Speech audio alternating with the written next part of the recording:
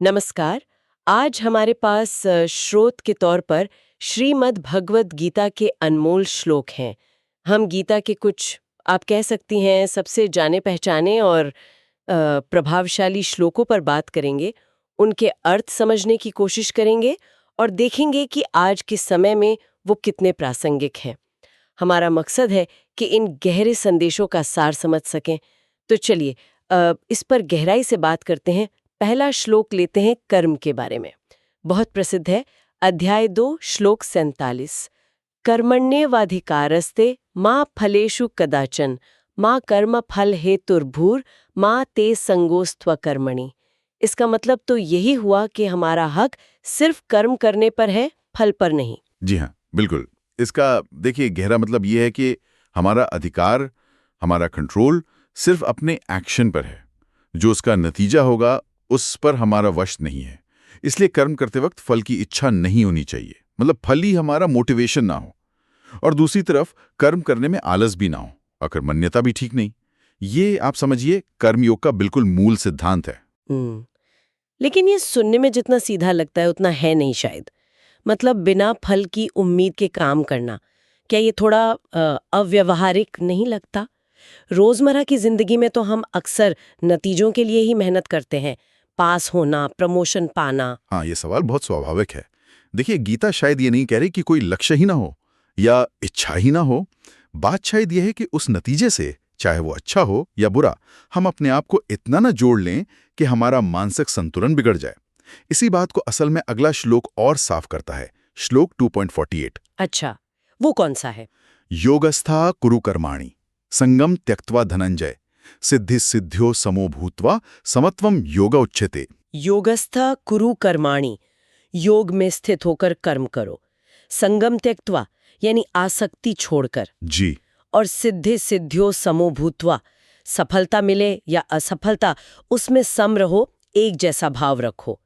और इसी समभाव को, इस मानसिक स्थिरता को ही योग कहा गया है। समत्वम योगा उच्यते। अच्छा, तो योग का मतलब यहाँ आसन या प्राणायाम नहीं, बल्कि मन की एक अवस्था है, समभाव। बिल्कुल, ये मानसिक समता ही योग है। तो ये पहले श्लोक की बात कोई आगे बढ़ाता है, कर्म करो, पूरी निष्ठा से करो, पर नतीजे से प्रभावित हुए बिना, स्थिर रहकर। ये मानसिक स्थिरता शायद तब और आसान हो जाती होगी जब हम अपने असली स्वरूप को, मतलब अपनी असलियत को समझें।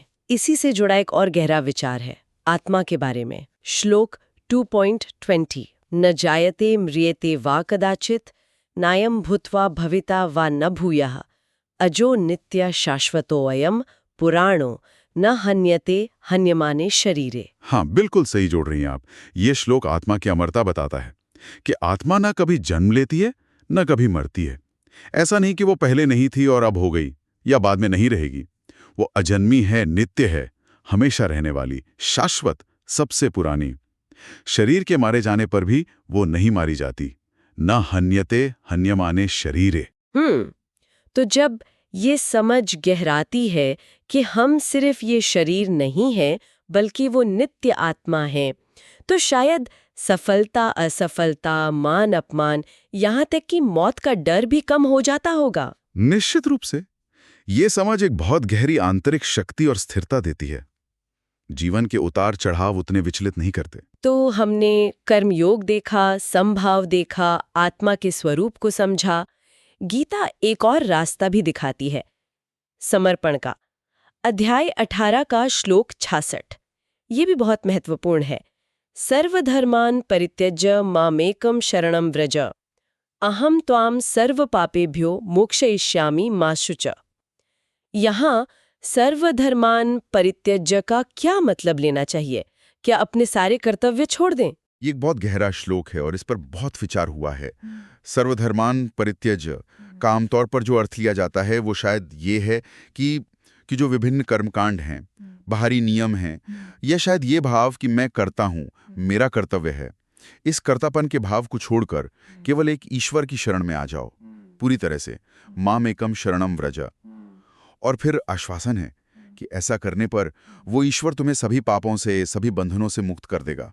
अहम त्वं सर्व पापेभ्यो मोक्षयिष्यामि। इसलिए शोक मत करो, मां शुचा।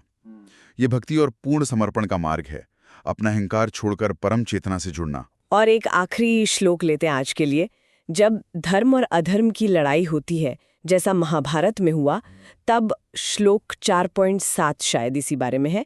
यदा यदा हि धर्मस्य ग्लानिर्भवति भारत अभ्युत्थानमधर्मस्य तदा आत्मानं सृजाम्यहम्। जी हाँ, ये भगवान का आश्वासन है। यहाँ धर्म का मतलब सिर्फ मजहब या रिलीजन नहीं है।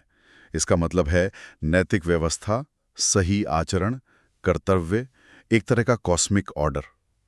तो जब जब इस धर्म की हानि होती है, मतलब नैतिक मूल्यों का पतन होता है और अधर्म यानी अन्याय बढ़ता है, तब तब मैं स्वयं को प्रकट करता हूँ, अवतार लेता हूँ, तदात्मानम सृजाम्यहम्। किस लिए? धर्म की फिर से स्थापना करने के लिए, अन्याय को मिटाने के लिए। ये एक तरह से उम्मीद बंधाता है कि अंत में सत्य और न्याय की ही जीत होती है। तो अगर हम इन सभी विचारों को, मतलब कर्म, संभाव, आत्मा का ज्ञान, समर्पण और ईश्वर का ये आश्वासन, इन सबको जोड़कर देखें तो जीवन जीने का एक पूरा दर्शन सा नजर आता है ना? बिल्कुल। ये सारे श्लोक मिलकर एक बहुत ही संतुलित, उद्देश्यपूर्ण और भयमुक्त जीवन जीने का रास्ता दिखाते हैं।